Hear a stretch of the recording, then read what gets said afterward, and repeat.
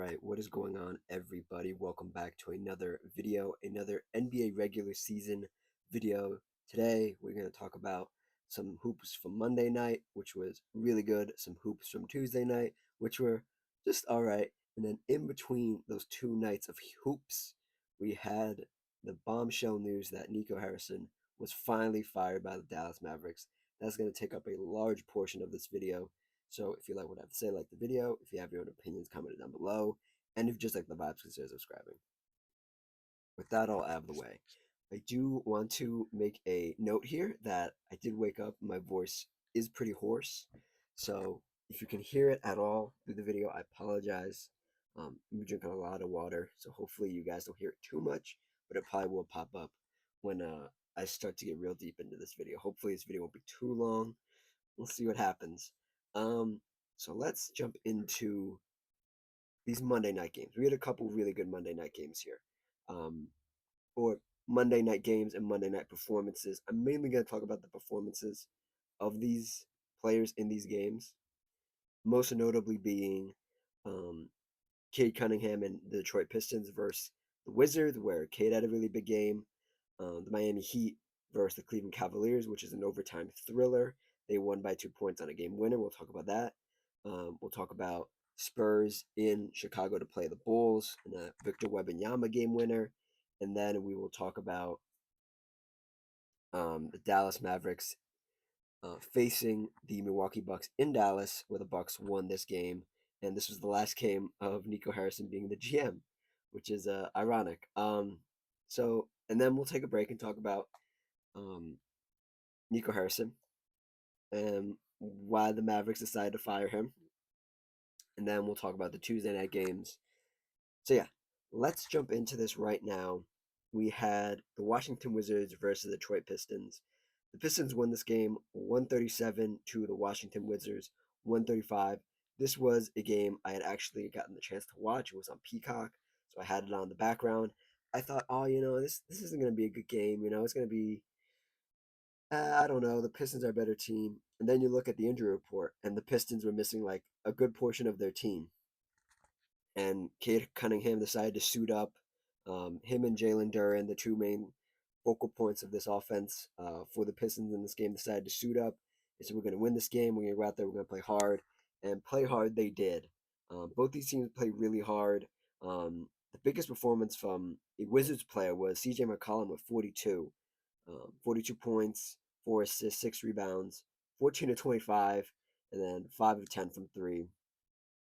He was hitting some like prime CJ McCollum shots, which was very weird to see in a Wizards jersey. Whenever you see somebody in a Wizards jersey, especially when they're older, you tend to think, oh, they're washed, they don't really have it anymore. Like on the other side of the coin of that is Chris Middleton, who's also still on this team.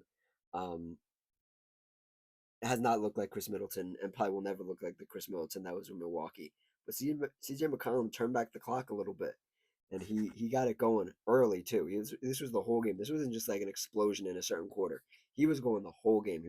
He kept going and going and going. Um, for the Pistons, however, it was a Cade Cunningham 46-point game, 12 rebound game, 11 assists. That would make a triple double, 5 steals, 2 blocks. Uh, I'm going to read you this field goal percentage here in a second.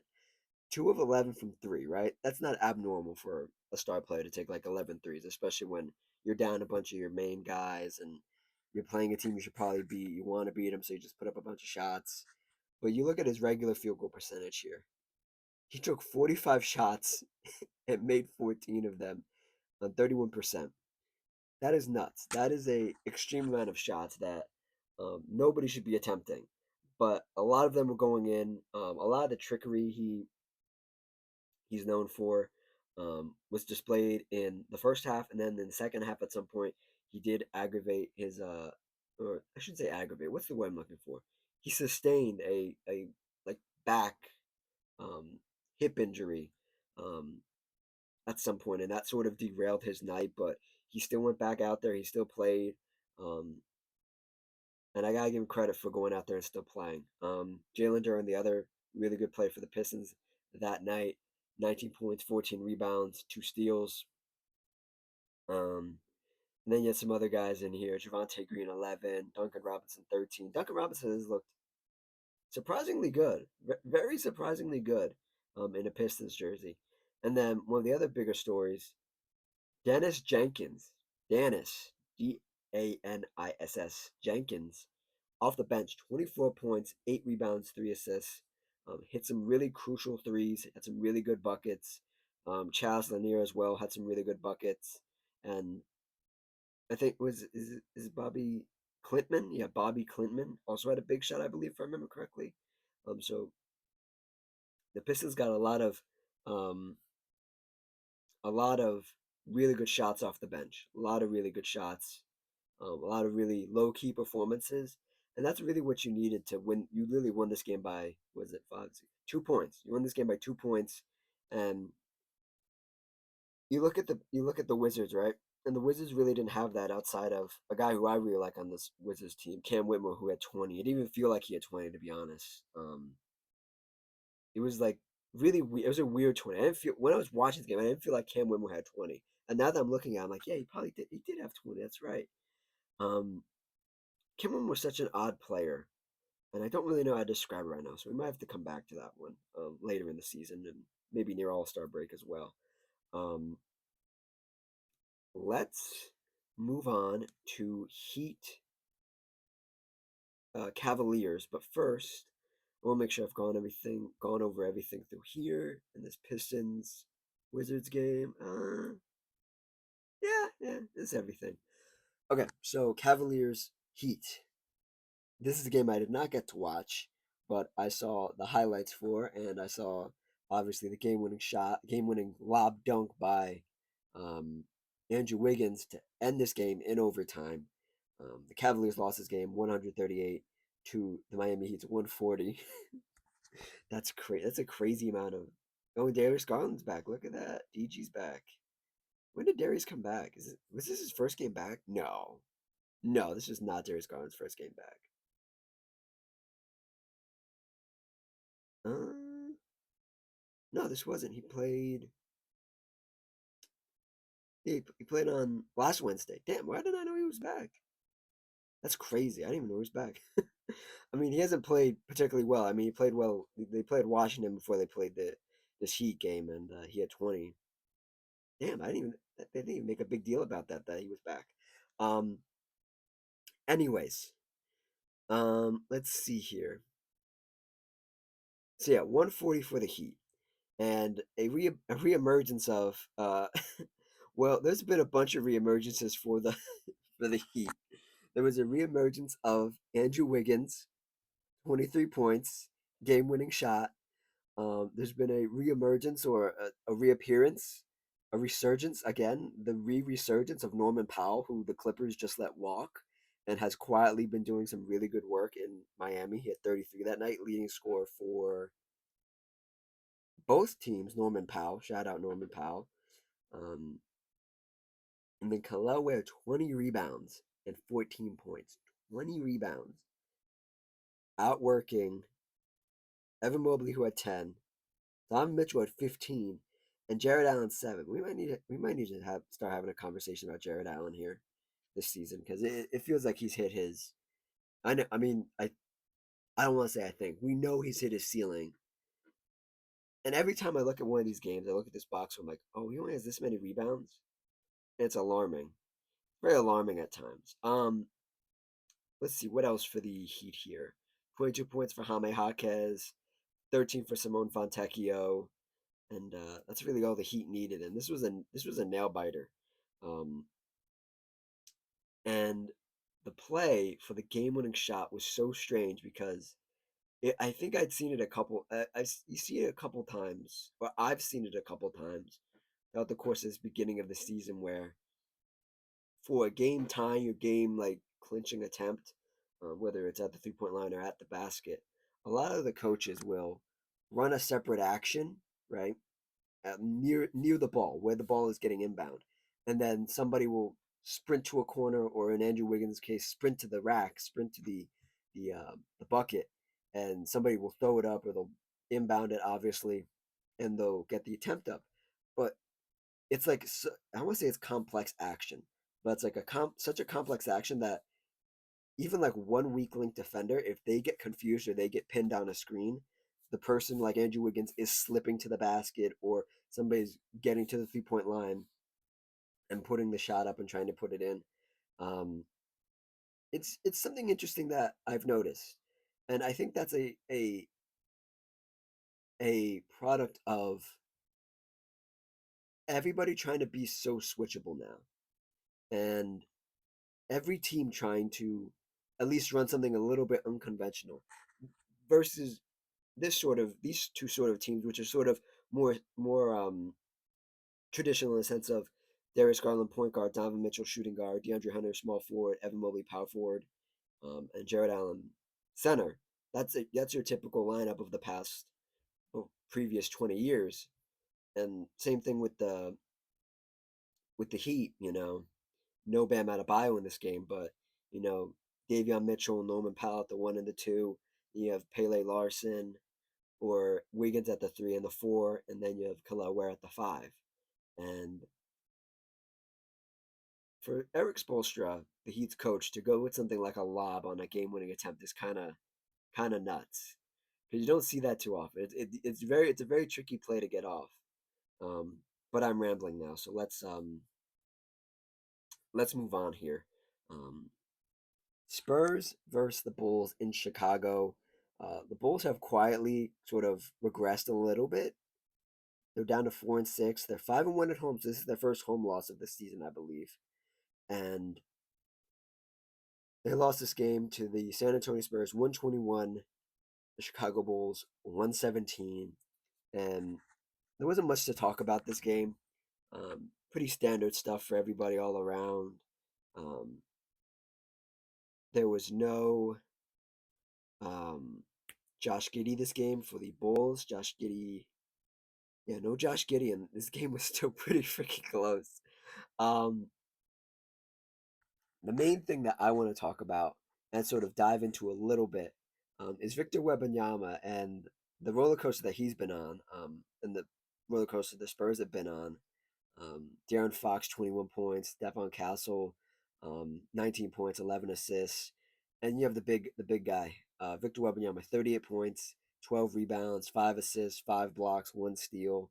And this night in particular, on the last shot, on the game-winning shot, um, or the go-ahead shot, I should say, um, this guy who's supposedly 7'3", like 7'4", whatever, he's like 7'7". Let's be real here. Um, he comes up the court. He's dribbling the ball up like a point guard. Dribbles the ball up, goes between his legs, has Vucevic on him, and I think everybody knew once Vucevic was out there at the 3. Even the Bulls fans knew. Oh no, Victor Wembanyama is going to go for this. He doesn't drive to the lane. He doesn't try to get to the rack. He goes between the legs, a little drill move, and goes right up with the shot, and it's money. It goes right in. And on Monday night, the social media went crazy because it's like he's not supposed to be able to do that.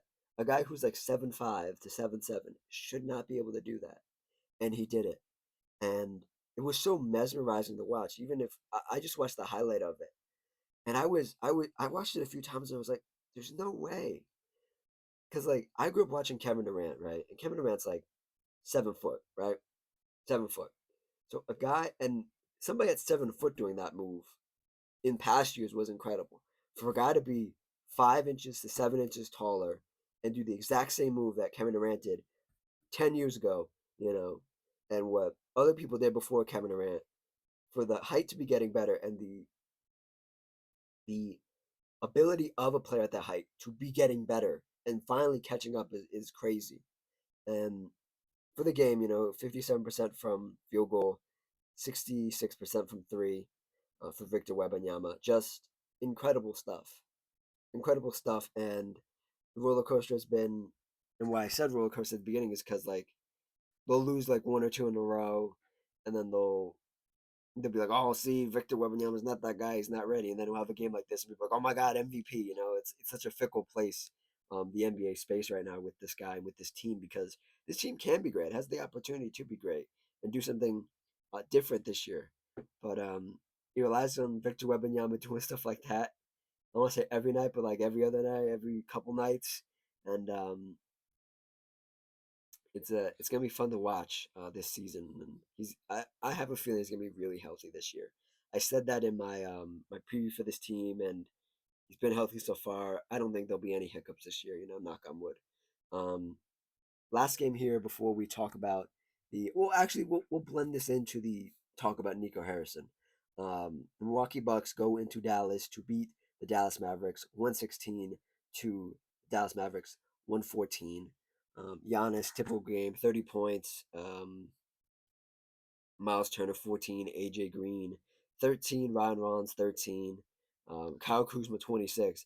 Okay, so when Kyle Kuzma has like 20 plus points, you're losing that game. You're losing that game. Bobby Porter's 13, and then um for the damn for the Mavericks here, I just looked at the whole box score. It's not good. PJ Washington 16, Cooper Flag 26, 9 rebounds, 4 assists. Brandon Williams 19, Max Christie 13.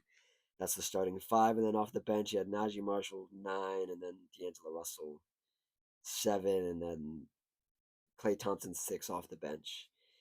Yeah, if I had to watch this game too, I would fire Nico. I would have fired Nico too. Let me just double check. This was the last game that he was the GM of this team. Yeah, yeah, it was. Okay, so now we move into the big piece of of this video and what I really want to talk about and what I made a whole video about already in my Turmoil series. If you want to check that out, I'll put a card in the top right corner. You can click it. It'll take you right to the video where I sort of I want to say predicted because everybody knew it was coming. Um, Sort of talked about, I vividly talked about, and in depth talked about um, Nico and the whole process of why Luka got traded and all this stuff, and more stuff has come out as a I'll use the word post mortem, post the firing of Nico, um, and sort of a cleanup job by the Mavericks to try to gain their fans back and gain some reputation back. And I'm not making much sense, but we're gonna get into it here. The Dallas Mavericks fired Nico Harrison. Let me pull up the exact time here.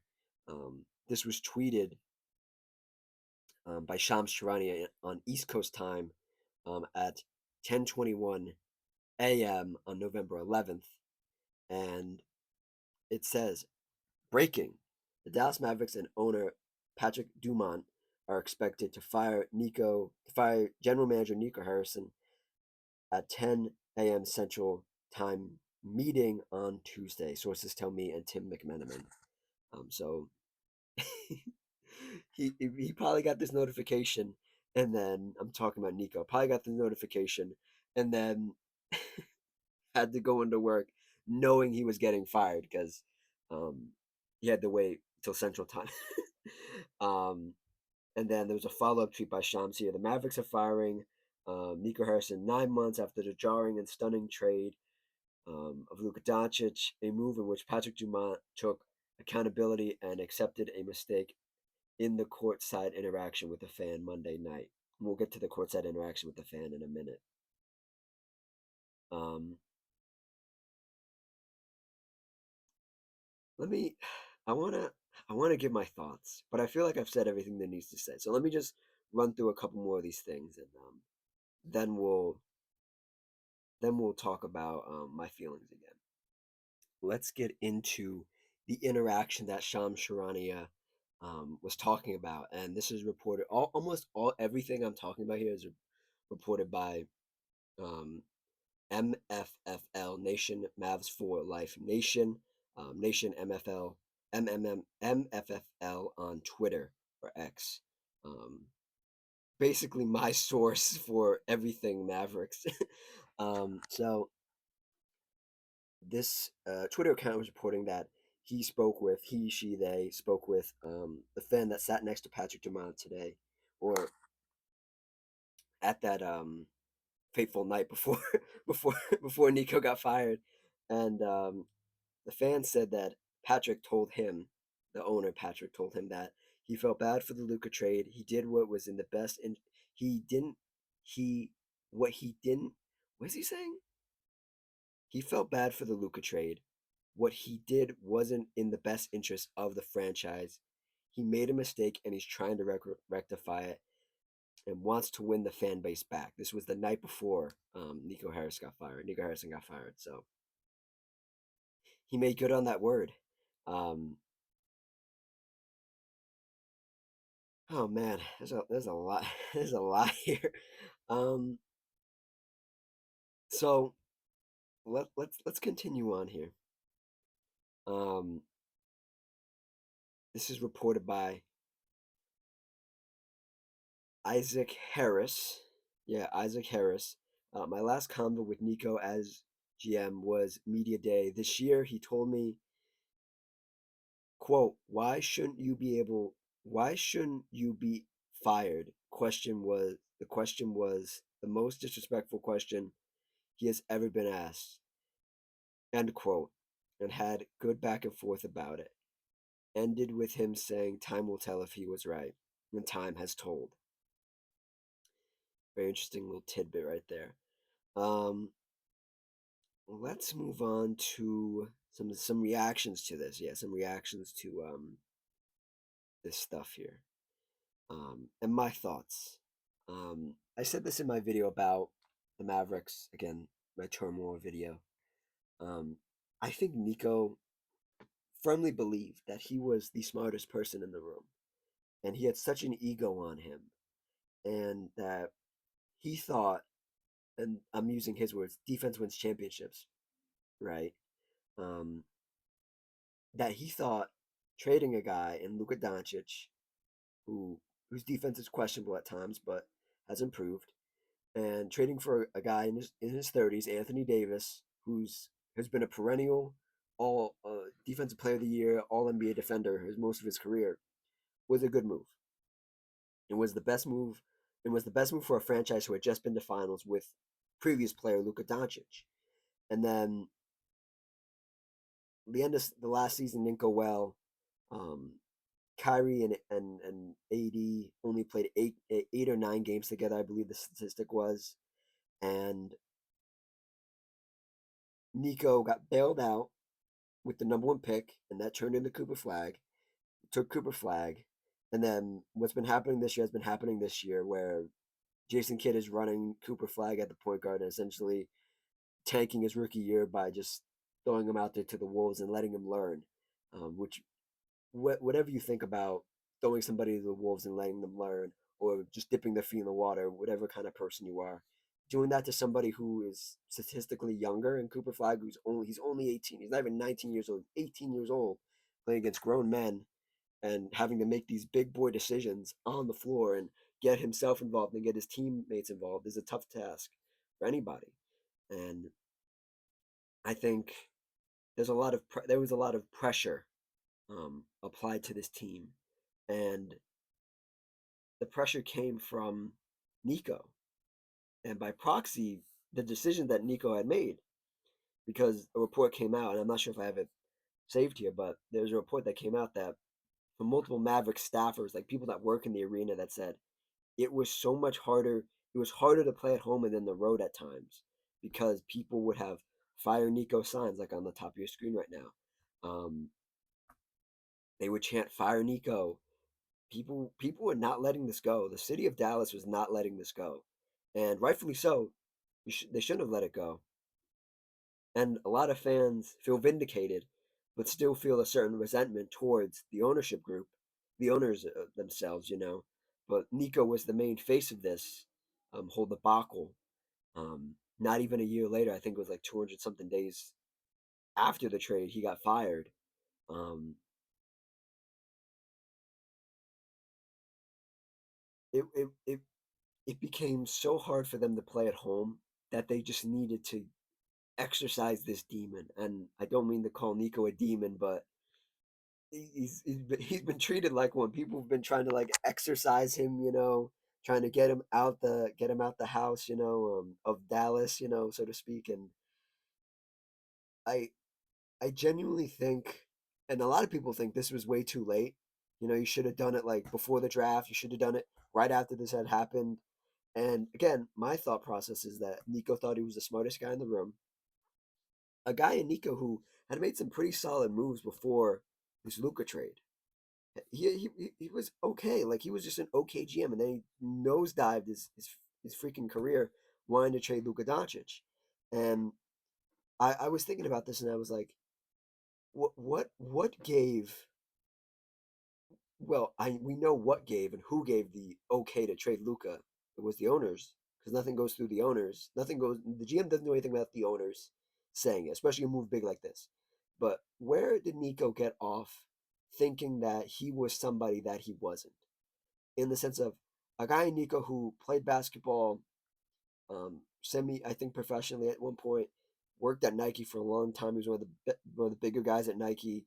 Worked with Kobe Bryant, worked with Anthony Davis, worked with a bunch of big names, and then he gets into a basketball front office somehow. I still don't know how he did that. And then he becomes the GM, and then he gets off thinking, "I'm the smartest guy in the room. I'm going to make this move. I'm going to trade a guy in Luka Doncic who's his words out of weight, um, never healthy, and has bad habits. And I'm going to trade that guy, a guy who just took us to the finals. And I'm going to trade him for a big guy, a 6'11" guy who, oh wow, okay, we just got some breaking news. We'll get to that later. A guy who, Anthony Davis, a guy who's 6'11" on the taller side, has never been healthy. Rarely, I shouldn't say never, very rarely been healthy.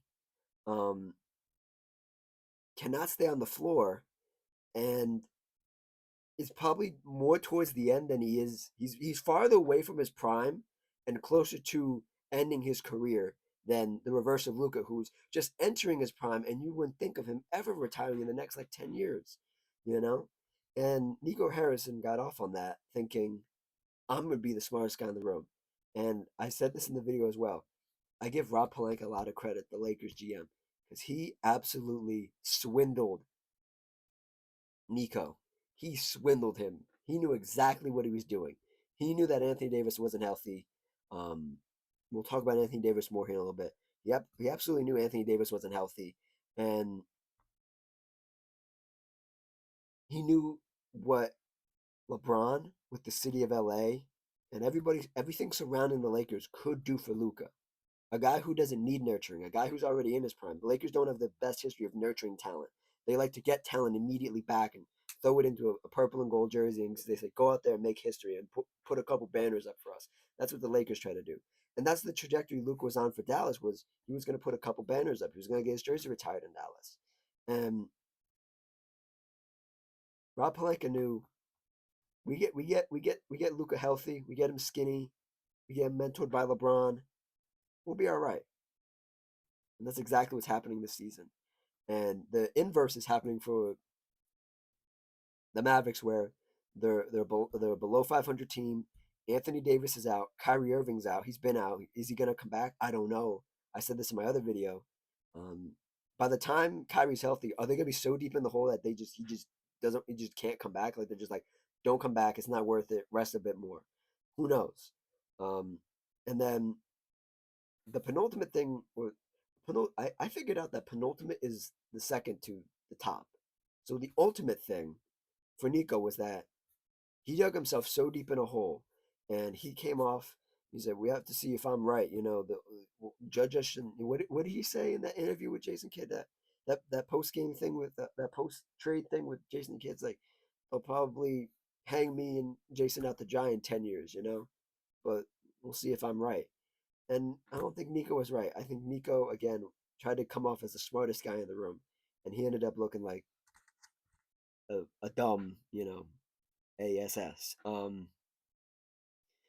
The things that followed this announcement, we have a um a letter to Dallas fans from Patrick Dumont, the owner, and then we have a couple other things here. Um, and this is something that's floated. This is something that's floated around previous to the Nico firing, but also post the Nico firing. Was that Jason Kidd? There's a 21% chance that Jason Kidd will be out as the head coach this year. 21%. And this comes with the report that there has been chatter around the league that Jason Kidd would prefer to move into a front office role in the future.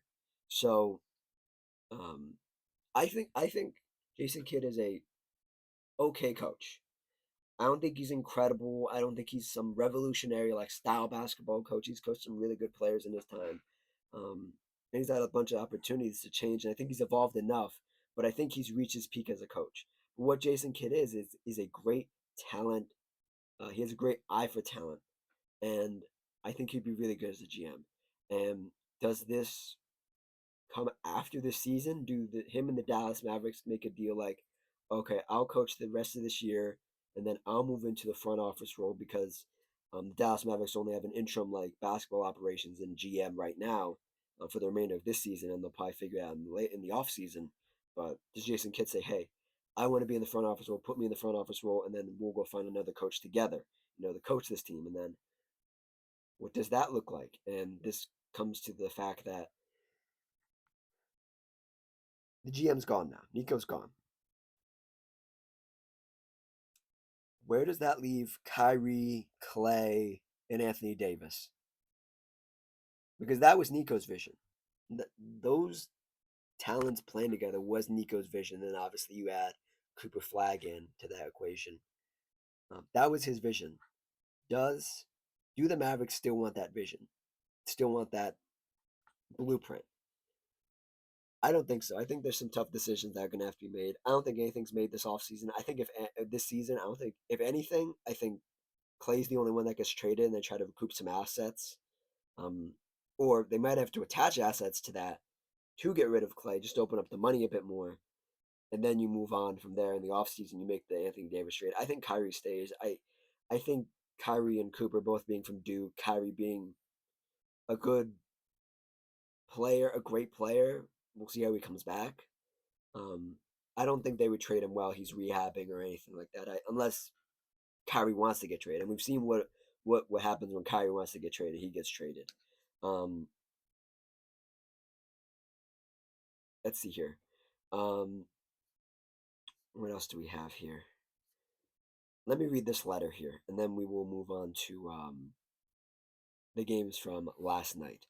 This is a open letter from Dallas Mavericks owner Patrick Dumont to all Mavs fans, and I quote. Um, oh, Jesus, a long one. All right, whatever, we'll read it. Dear Mavs fam, on May 30th, 2024, the Dallas Mavericks won the Western Conference Final Championship. We became, but we came up. Why is there? Why isn't there a but? Why is there a period? Okay, Western Conference champions.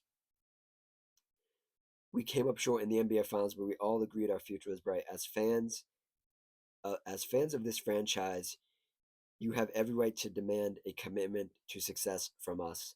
No one associated with the Mavericks organization is happy with the start of what we all believe to be a promising season. You have high expectations for the Mavericks, and I share them with you. When the results don't meet expectation, it is my responsibility to act. I've made the decisions to part ways with General Manager Nico Harrison. Throughout the majority of 2025-2026 season remains to be played, and I know our players are deeply committed to the winning culture. This was critical to moving our franchise forward in a positive direction. I understand the profound impact that these decisions of the last several months have made. Please know that I'm fully committed to the success of the Mavericks, and thank you for your support. Thank you for holding us accountable, and thank you for your passion. Thank you for your patience. You deserve transparency and the team that reflects your spirit. Our goal is to return winning basketball to Dallas and win championships, plural. Our family is committed to that mission and contributing to invest in Dallas and the Mavericks' future. Please join me in continuing to cheer on players and supporting all of those who work to make this organization the best it can be. Go Mavs. Thank you, Patrick. Um, this also brought up something in my mind was that um, did Nico just like gaslight Patrick and everybody else in the ownership to be like, oh yeah, Luka's not gonna play basketball at the same level. Let's go get Anthony Davis. I think that's also a factor in this is that Nico thought he was the smartest guy in the room, and he's a con man, and he like conned this poor. You could feel bad for Patrick, or you could say he was a part of it. He was what's it called? He was complicit in this, you know. But this guy was a first time owner. He's never owned a team before. Um, and maybe Nico is like trying to get off and like say, "Hey, I'm gonna look right," and then he's gonna pay me even more money, you know, because I'm the GM. I'm gonna be the best GM ever. You know, I don't know. But yeah, that's it. We'll definitely talk more about this at some point.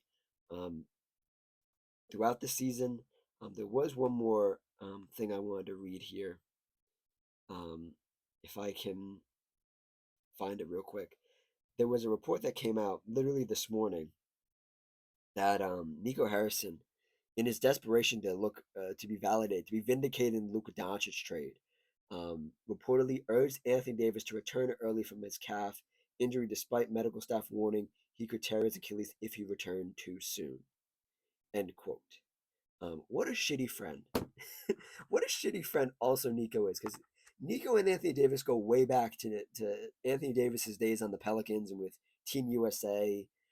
What a shitty person Nico is. To be like, hey, buddy, you know what you can do for me? You can come back from this calf injury before you're supposed to, and possibly tear your Achilles, just so I don't look like an a hole in this Luka Doncic trade and look like I had something for it. What a dubious, despicable person this guy is. Jeez. Um. All right. Now that that's all out of the way, let's move on to last night's basketball. Very quickly here because this is going to be a longer video, but I don't want to go too much longer. Let's talk about Sixers versus Celtics. The Boston Celtics in Philadelphia to play the 76ers. The 76ers won this game 121, Jesus, 102 to the Boston Celtics. 100. I'm pulling up my notes right now for this game. Um, this game was super interesting for lots of reasons because the Sixers were again without Joel Embiid. I guess he was resting. And they ran out a lineup out there that I was very worried to see. Trent Wofford, Andre Drummond, Kelly Oubre, Tyrese Maxey, VJ Edgecombe, who I'm talking about, middle of your screen right now. Um, the first half was pretty rocky. Um, but Philly looked good, and it looked like Philly was going to run away with this game. This is going to be a rollover game for Boston, you know. The Boston Celtics win some crazy gold and white jerseys, which I don't know how I feel about, but they look okay enough. Um, and then in the second half, it became a shootout. It became a shootout between Derek White, who finished the game with um, 18 points and 4 of 11 from three. All those threes, I believe, were in the second half. And then Justin Edwards for Philadelphia, who ended the game with 22. He has 5 of 6 from three. The only shot he missed was a go ahead shot at the end of the game. Otherwise, he was spotless. He almost had a perfect shooting night from three. It was a shootout between those two, and that's what made this game really competitive down the stretch.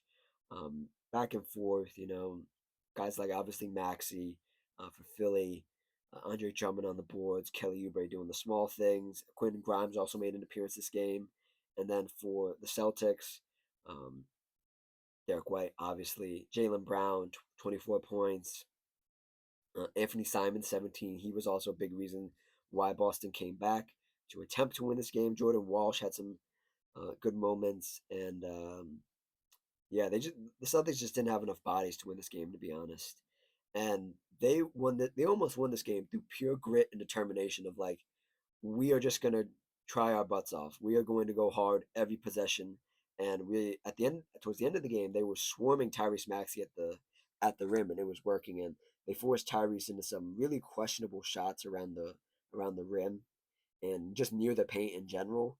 And watching Tyrese Maxey, these last couple of years, and even this season where he's moved up a level, his finishing is just so questionable sometimes. And I just get so like concerned about his finishing because like he literally just does the same move. He drives into the paint, it's the same thing.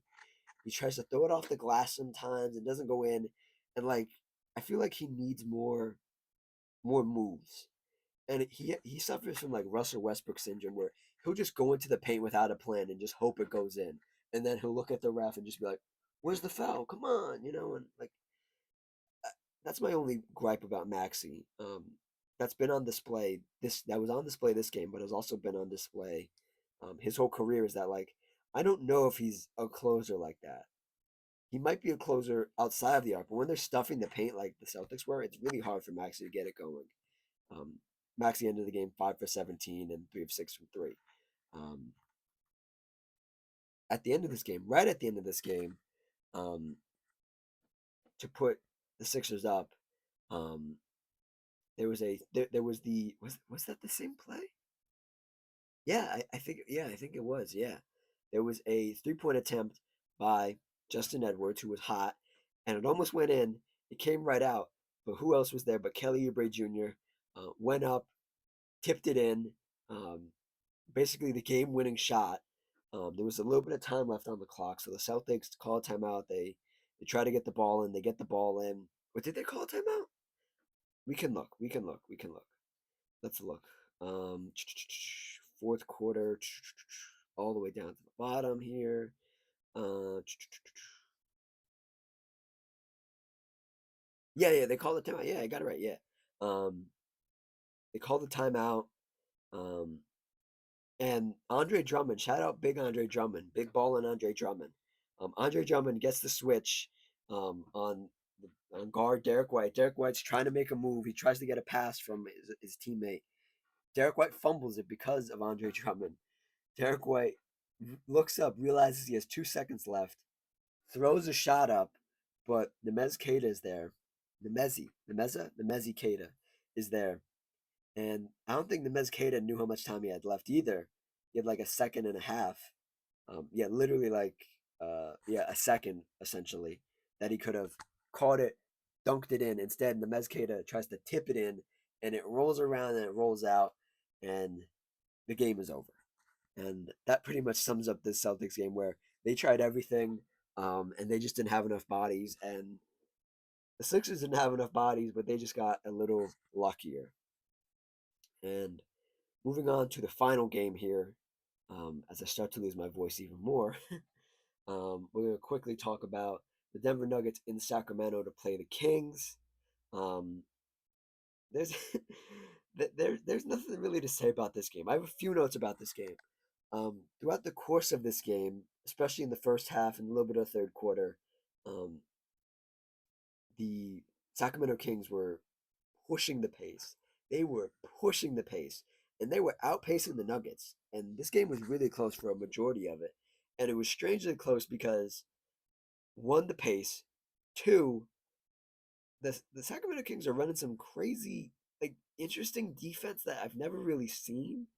Um, and it worked for a majority of this game, and then it didn't work, and then they just sort of fell apart. There were a lot of guys in foul trouble for the Kings. I scroll down here and I look at it, and you had Domantas Sabonis fouling out with 6 fouls, Drew Eubanks 5 fouls, Keon Ellis 3 fouls, and the rest of the guys either they were turning over the ball or they were taking bad shots, and that's a way to lose the game right there. You turn the ball over, some of your best players or your primary defenders on the other team's best players foul out, and you can't regain the pace and momentum that you had from the first half. Um, but both the teams were hustling, and towards I guess at halftime, it was only what is this? Would you say this is a 3 4 point game in Denver's favor? So the Sacramento Kings knew they had them a little bit, and then, of course, in the third and in the fourth, um, Nikola Jokic, multi-time MVP, just figured it out and was like, okay, enough playing around. Let's get this done. And Nikola Jokic, 35 points, 15 rebounds, 7 assists. Jonas Valanciunas in those Nikola Jokic list minutes where he's in the Nikola Jokic spot, 10 points, 4 defensive rebounds, 7 rebounds, 1 assist. Jamal Murray 23, Christian Braun 12 to end the game was really good. Um, Aaron Gordon 12 points. Um, and you really just need this Jokic 35. Once Jokic started piling up these fouls on Domantas Sabonis, Andrew Eubanks, the game was over. It was over. The Kings didn't have anything for Jokic after that. I will give Domantas Sabonis credit. He went blow for blow for Jokic with Jokic for about a quarter, and then afterwards was in foul trouble, and then just never got back in the flow. And that was pretty much the game. Um, this was the Russell Westbrook revenge game because he was on the Nuggets last year, and the Nuggets essentially told him this offseason, um, either we don't want you or you're going to come off the bench and you probably won't play at all. And now Russ is in Sacramento after sitting on the market for a long period of time, and this was his revenge game. And um, he did not get any revenge. Had a couple highlight plays, 14 points, 8 rebounds, 11 assists, um, 2 turnovers. Had a couple really boneheaded ones. I was like, that's why they don't. That's why they didn't want you, Russ. um, but besides this game, Russell Westbrook has had a pretty miraculous couple weeks. This is the only one that was really bad. So yeah, that is it. That is the updates from the last couple days. I did get a notification in that middle of that Mavericks spiel that was going on. This is from Sean Sharania, just in right now, hot off the presses. Los Angeles Clippers guard Bradley Beal has a fractured hip and will undergo season-ending surgery. Sources tell ESPN. It was followed up with Mark Brettelstein of Priority Sports tells ESPN, we met with numerous doctors and specialists around the country in collaboration with the entire Clipper medical staff over the last few days, and it came to a decision unanimously that the surgery would allow Brad to have a full and complete recovery. So Bradley Beal, um, bank robber of the Phoenix Suns, no show the past couple years, overrated, overpaid, does not even play a full 2 months of basketball before he is out for the season again. Um, I have no other nice things to say about Bradley Beal, so we will not say anything. If you don't have anything nice to say, don't say it at all. So yeah, that is it. Clippers down one body already. We'll see what other dominoes fall for the Clippers. That franchise is so cursed, man. Anyways, that is it. That is all. More NBA stuff tomorrow. Um, I have a bunch of stuff planned. There's a bunch of stuff. All Star Game stuff later this week. Formatting and all that, and WNBA stuff soon as well. More WNBA stuff, all that good stuff. So if you want to hear more about that stuff, subscribe, like, comment, all that good stuff, and I will see you guys next time. Cheers.